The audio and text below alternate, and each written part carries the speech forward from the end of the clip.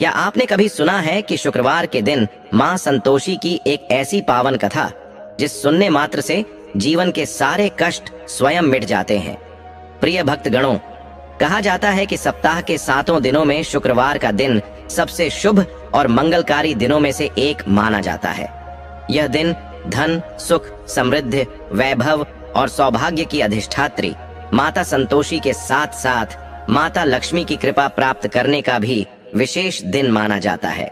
मान्यता है कि जो श्रद्धा और विश्वास के साथ शुक्रवार व्रत की पावन कथा सुनता है, उसके जीवन में धीरे धीरे ऐसे परिवर्तन होने लगते हैं जिनकी उसने कभी कल्पना भी नहीं की होती। लेकिन क्या आपने कभी सोचा है कि आखिर इस कथा में ऐसा कौन सा रहस्य छिपा है जिसे सुनने मात्र से मन को शांति मिलती है, परिवार में सुख समृद्धि का आगमन होता है और जीवन के अनेक कष्ट दूर होने लगते हैं? इस कथा में केवल एक व्रत का विधान ही नहीं, बल्कि धैर्य, विश्वास, सेवा, संतोष और सच्ची भक्ति का ऐसा संदेश छिपा है जो मनुष्य का पूरा जीवन बदल सकता है।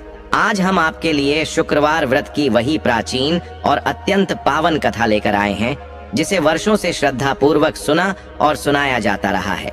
इसलिए इस कथा को शुरुआत से लेकर अंत तक पूरे मन, श्रद्धा और विश्वास के साथ अवश्य सुनिए, क्योंकि कौन सा शब्द आपकी किस मनोकामना का द्वार खोल दे यह कोई नहीं जानता। और कहानी की शुरुआत करने से पहले यदि आप माता के सच्चे भक्त हैं और सनातन धर्म में अपनी आस्था रखते हैं तो वीडियो को लाइक करके हमारे चैनल को सब्सक्राइब अवश्य करें। साथ ही कमेंट में श्रद्धा पूर्वक जय मां संतोषी या जय मां लक्ष्मी अवश्य लिखें, ताकि माता रानी की कृपा आप और आपके पूरे परिवार पर सदैव बनी रहे। तो आइए बिना किसी विलंब के आरंभ करते हैं शुक्रवार व्रत की यह दिव्य, चमत्कारी और पुण्यदायी कथा। बहुत समय पहले एक विशाल और समृद्ध राज्य था। उस राज्य पर राजा उग्रसेन का शासन था। राजा न्याय प्रिय थे और अपनी प्रजा को संतान की तरह मानते थे। उनकी पत्नी रानी रजनी थी। राजा और रानी के 4 पुत्र थे। पूरे राज्य में सुख और शांति थी। महल में किसी वस्तु की कमी नहीं थी, लेकिन उस महल के भीतर एक ऐसी बात थी जिसे कोई समझ नहीं पाता था। रानी रजनी अपने 3 बड़े पुत्रों पर प्राण न्योछावर करती थीं। उनके भोजन से लेकर वस्त्र तक हर बात का ध्यान स्वयं रखती थीं। जब भी कोई उत्सव होता, तीनों पुत्र रानी के पास बैठते और सबसे अधिक स्नेह पाते। परंतु सबसे छोटे पुत्र के साथ रानी का व्यवहार बिल्कुल अलग था। वह उसे अपने पास बैठाना भी पसंद नहीं करती थी। कई बार ऐसा होता कि तीनों बड़े पुत्र राजसी थाल में भोजन करते और सबसे छोटे पुत्र के लिए साधारण भोजन भेज दिया जाता। महल के सेवक भी यह सब देखकर हैरान होते, लेकिन कोई कुछ कहने का साहस नहीं करता। सबसे छोटा पुत्र कभी शिकायत नहीं करता था। वह अपने पिता का सम्मान करता, अपने बड़े भाइयों की सेवा करता और अपनी माता के चरण भी छूता। उसे हमेशा यही आशा रहती कि एक दिन उसकी माता का मन भी बदल जाएगा। राजा उग्रसेन कई बार यह सब देखते थे। उन्होंने एक दिन रानी रजनी से पूछा, रानी, 4 पुत्र हमारे ही हैं, फिर तुम सबसे छोटे पुत्र के साथ ऐसा भेदभाव क्यों करती हो? रानी ने शांत स्वर में कहा, महाराज, यह मेरा निर्णय है। आप इस विषय में मुझसे कुछ मत पूछिए। राजा को यह उत्तर अच्छा नहीं लगा, लेकिन परिवार में विवाद न बढ़े इसलिए वे मौन रह गए। समय बीतता गया। 4 पुत्र बड़े होने लगे।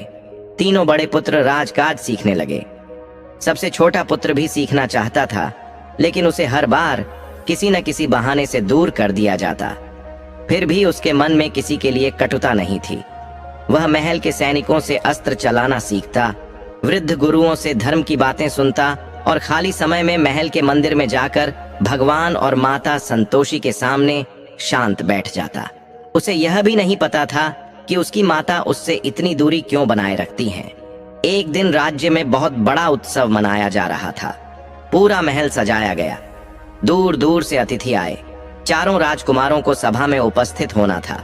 तीनों बड़े पुत्र राजसी वस्त्र पहनकर सभा में पहुंचे। सबसे छोटा पुत्र भी साधारण वस्त्र पहनकर वहां आ गया। उसने सोचा, आज पूरे परिवार के साथ बैठने का अवसर मिलेगा।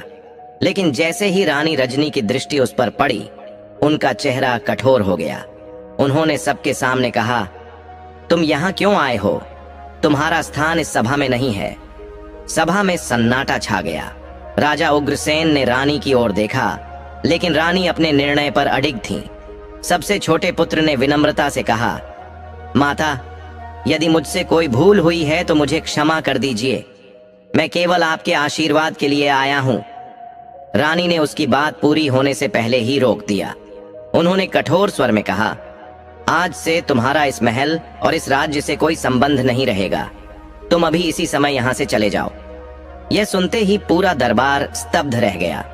राजा उग्रसेन अपने स्थान से उठ खड़े हुए। उन्होंने कहा, रानी, क्रोध में ऐसा निर्णय मत लो। यह भी हमारा पुत्र है। लेकिन रानी रजनी ने किसी की एक न सुनी।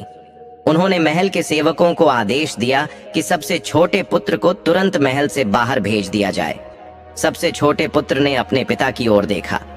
राजा की आंखों में आंसू थे, लेकिन राज परिवार के सम्मान और अचानक बने इस कठिन समय में वे कुछ भी नहीं कर सके। राजकुमार ने आगे बढ़कर पहले अपने पिता के चरण छुए, फिर अपनी माता के चरणों में भी सिर झुका दिया। रानी ने अपने पैर पीछे खींच लिए। राजकुमार ने बिना कुछ कहे सिर झुकाया और महल से बाहर निकल गया। उसके पास न कोई रथ था, न कोई सैनिक और न ही कोई सामान। वह अकेला चलता रहा। महल की ऊंची दीवारें पीछे छूट गईं। राज्य की सीमा भी समाप्त हो गई। सूरज ढलने लगा था। चारों ओर घना जंगल शुरू हो गया। पेड़ों की लंबी छायाएं धरती पर फैल चुकी थीं। पक्षियों का कलरव धीरे धीरे शांत हो रहा था। दूर कहीं जंगली जानवरों की आवाज सुनाई दे रही थी। राजकुमार फिर भी चलता रहा। उसके मन में अपनी माता के लिए कोई क्रोध नहीं था। वह केवल यही सोच रहा था कि आखिर उससे ऐसी कौन सी भूल हुई जिसके कारण उसे अपना घर और अपना राज्य छोड़ना पड़ा। रात पूरी तरह उतर आई। चारों ओर घना अंधकार फैल गया। थका हुआ राजकुमार एक विशाल वृक्ष के नीचे बैठ गया। उसने आकाश की ओर देखा और मन ही मन ईश्वर से प्रार्थना की, यदि मेरे जीवन में अभी भी कोई उद्देश्य बाकी है तो मुझे सही मार्ग अवश्य दिखाइए। इतना कहकर उसने अपनी आंखें बंद की। उसे तनिक भी आभास नहीं था कि उसी घने जंगल में उसके जीवन की दिशा बदलने वाली थी। चारों ओर गहरा सन्नाटा था। केवल हवा की सरसराहट सुनाई दे रही थी। अचानक उस स्थान पर एक दिव्य प्रकाश फैलने लगा। वह प्रकाश धीरे धीरे इतना तेज हो गया कि पूरा जंगल जगमगाने लगा। राजकुमार ने आश्चर्य से अपनी आंखें खोलीं। उसने देखा कि उसके सामने तेजस्वी दिव्य पुरुष खड़े हैं। उनके मुख पर अद्भुत शांति थी। उनके शरीर से निकलने वाला प्रकाश अंधकार को दूर कर रहा था। राजकुमार तुरंत उठकर उनके चरणों में झुक गया। उनमें से एक ने स्नेह से कहा, पुत्र, भय मत करो। हम तुम्हारे पूर्वज हैं। तुम्हारे दुख को देखकर ही आज यहाँ आए हैं। ये सुनते ही राजकुमार की आंखों से आंसू बहने लगे।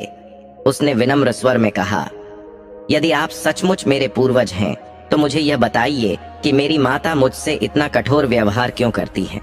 मैंने तो कभी उनका अनादर नहीं किया। मैंने किसी का बुरा नहीं चाहा, फिर भी मुझे अपना घर छोड़ना पड़ा। पूर्वज कुछ क्षण मौन रहे। फिर उन्होंने कहा, पुत्र, जीवन में हर घटना का कारण तुरंत दिखाई नहीं देता। कई बार ईश्वर मनुष्य को दुख इसलिए देते हैं ताकि उसका भविष्य उज्जवल बन सके। जो आज तुम्हें अन्याय लग रहा है वही आगे चलकर तुम्हारे जीवन का सबसे बड़ा वरदान बनेगा। राजकुमार ध्यान से उनकी बातें सुनने लगा। पूर्वज बोले, तुम्हारे जीवन का अंधकार अब समाप्त होने वाला है, लेकिन उसके लिए तुम्हें विश्वास का मार्ग अपनाना होगा। राजकुमार ने तुरंत पूछा, मुझे क्या करना होगा? पूर्वजों ने एक साथ उत्तर दिया, तुम श्रद्धा और नियम के साथ शुक्रवार का व्रत करो, माता संतोषी की आराधना करो, सच्चे मन से उनका स्मरण करो, बिना किसी स्वार्थ के उनकी शरण में जाओ। जब मनुष्य पूरी श्रद्धा से माता को पुकारता है तब माता कभी उसे निराश नहीं करती। राजकुमार ने हाथ जोड़ लिए। उसने कहा, मैं आज से ही माता का व्रत करूंगा, चाहे मुझे कितनी भी कठिनाई क्यों न सहनी पड़े, मैं अपना विश्वास नहीं छोड़ूंगा। पूर्वजों के मुख पर मुस्कान आ गई। उन्होंने कहा, यही धैर्य तुम्हारी सबसे बड़ी शक्ति बनेगा। इतना कहकर उन्होंने उसे शुक्रवार व्रत का नियम समझाया। उन्होंने कहा, प्रातः स्नान करके माता संतोषी का स्मरण करना, मन को शांत रखना, किसी के प्रति क्रोध मत करना, जो भी भोजन मिले उसे माता का प्रसाद मानकर स्वीकार करना, किसी के लिए बुरा मत सोचना, सबसे बड़ी बात, हर परिस्थिति में संतोष बनाए रखना, यही माता संतोषी को सबसे अधिक प्रिय है। राजकुमार ने एक एक बात अपने मन में बसा ली। कुछ ही क्षणों बाद वह दिव्य प्रकाश धीरे धीरे विलीन होने लगा। पूर्वजों ने जाते जाते कहा, हमेशा याद रखना, जब मनुष्य का साथ संसार छोड़ देता है तब ईश्वर उसका हाथ थाम लेते हैं। ये कहकर वे अदृश्य हो गए। जंगल फिर से पहले जैसा शांत हो गया, लेकिन अब राजकुमार का मन बदल चुका था। जहां कुछ समय पहले उसके मन में निराशा थी, वहीं अब विश्वास जाग चुका था। सुबह होते ही वह निकट बहती एक स्वच्छ नदी तक पहुंचा। उसने स्नान किया, फिर जंगल से कुछ सुंदर फूल चुनकर एक बड़े पत्थर को साफ किया और उसे माता का आसन मानकर बैठ गया। उसने आंखें बंद की। उसके पास न दीपक था, न धूप थी, न कोई भव्य पूजा की सामग्री। फिर भी उसके मन में सच्ची श्रद्धा थी। उसने हाथ जोड़कर कहा, हे माता संतोषी, मैं आपके चरणों में आया हूँ। मेरे पास देने के लिए कुछ नहीं है, केवल विश्वास है। यदि मेरी भक्ति सच्ची है तो मुझे सही मार्ग दिखाइए। उसकी प्रार्थना पूरी होते ही उसके मन को ऐसी शांति मिली जैसी उसने पहले कभी अनुभव नहीं की थी। अब उसने निश्चय कर लिया कि चाहे जो हो जाए, वह हर शुक्रवार माता का व्रत करेगा। दिन बीतने लगे। राजकुमार जंगल में फल खाकर अपना जीवन बिताने लगा। वह किसी पेड़ को बिना कारण नहीं काटता था, किसी जीव को कष्ट नहीं देता था, घायल पक्षियों को पानी पिलाता और भूखे पशुओं के लिए फल रख देता। धीरे धीरे जंगल के पशु भी उससे डरना छोड़ चुके थे। हर शुक्रवार वह उसी स्थान पर बैठकर माता संतोषी की आराधना करता। उसके चेहरे पर पहले जैसी उदासी नहीं रही, अब उसमें धैर्य और आत्मविश्वास दिखाई देने लगा था। उधर महल में भी समय बीत रहा था। राजा उग्रसेन बाहर से तो राजकाज संभालते थे, लेकिन भीतर ही भीतर अपने सबसे छोटे पुत्र को याद करके दुखी रहते थे। कई बार उनका मन करता कि सैनिक भेजकर उसे खोज लाए, लेकिन हर बार रानी रजनी उन्हें रोक देती। वह कहती, जिसे मैंने राज्य से बाहर भेज दिया है उसे वापस लाने की बात मत कीजिए। राजा चुप हो जाते। उन्हें समझ नहीं आता था कि रानी का हृदय इतना कठोर क्यों हो गया है, लेकिन उन्हें यह भी नहीं पता था कि माता संतोषी की कृपा धीरे धीरे अपना प्रभाव दिखाना शुरू कर चुकी है। एक शुक्रवार की संध्या, जब राजकुमार पूरे मन से माता का व्रत कर रहा था, उसी समय राजमहल में बैठी रानी रजनी अचानक गहरे विचारों में डूब गईं। उन्हें पहली बार अपने सबसे छोटे पुत्र का चेहरा बार बार याद आने लगा। उनका मन बेचैन हो उठा। जिस पुत्र को देखकर पहले उनके मन में कठोरता आ जाती थी, अब उसी की याद आते ही उनका हृदय भारी होने लगा। उन्हें समझ नहीं आ रहा था कि उनके भीतर यह परिवर्तन क्यों हो रहा है। उसी रात उन्हें एक ऐसा अनुभव होने वाला था जो उनके जीवन की सोच को पूरी तरह बदलने की शुरुआत बनने वाला था। रात का समय था। पूरा राजमहल शांत था। सभी अपने अपने कक्षों में विश्राम कर चुके थे, लेकिन रानी रजनी की आंखों में नींद नहीं थी। उनका मन बार बार उसी पुत्र की ओर जा रहा था जिसे उन्होंने अपने ही हाथों से राज्य से बाहर भेज दिया था। उन्होंने कई बार स्वयं को समझाने का प्रयास किया, लेकिन जितना वह उस विचार को दूर करना चाहती, उतनी ही अधिक बेचैनी उनके मन में बढ़ती जाती। आखिर थक कर उन्होंने आंखें बंद कर लीं। कुछ ही देर बाद उन्हें ऐसा लगा जैसे उनके सामने एक तेजस्वी प्रकाश फैल गया हो। उस प्रकाश के बीच एक दिव्य स्वर सुनाई दिया, रजनी। रानी ने घबराकर इधर उधर देखा। वह स्वर फिर सुनाई दिया, जिस पुत्र को तुमने अपने से दूर किया है वह अकेला नहीं है, उसकी रक्षा स्वयं माता संतोषी कर रही है। रानी का हृदय तेजी से धड़कने लगा। वह उस दिव्य स्वर को सुनती रही। जिसे तुमने त्याग दिया, उसने तुम्हारे लिए कोई द्वेष नहीं रखा। वह आज भी तुम्हें अपनी माता मानकर तुम्हारे सुख की प्रार्थना करता है। यह सुनते ही रानी की आंखों से आंसू बहने लगे। अचानक उनकी नींद खुल गई। उन्होंने देखा कि वह अपने कक्ष में ही थीं। चारों ओर सन्नाटा था, लेकिन उनका मन अब पहले जैसा नहीं रहा। सुबह होते ही वह महल के मंदिर में चली गईं।